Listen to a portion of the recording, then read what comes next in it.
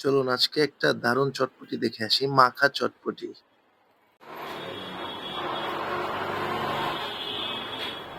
আপনার এই চটপটির নাম দিয়েছি মাখা চটপটি। ভিজা খাও কম থাকে যে, মানে ভাতের মতো।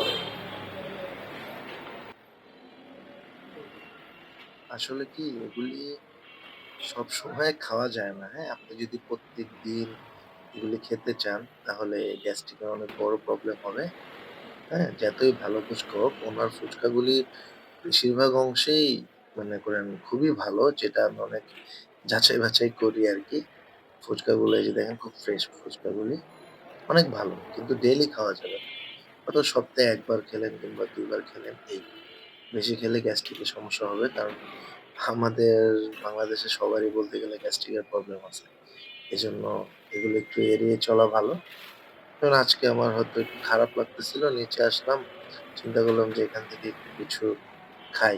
খাওয়ার পরে একটু ট্রাই করে দেখি মাখা চটপটিটা কিরকম হবে। আমি প্রায়ই খাই আরকি। এজন্য আপনাদের সাথে শেয়ার করলাম।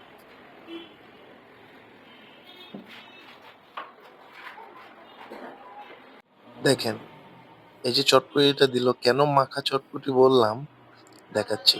দেখেন, মানে ভেজা না, পুরোটাই মনে করেন মানে একদম শুকনা কিন্তু খুবই সুস্বাদু। এই যে দেখেন, একটুও মানে ভেজা না, মানে পুরা শুকনো চটপটিটা।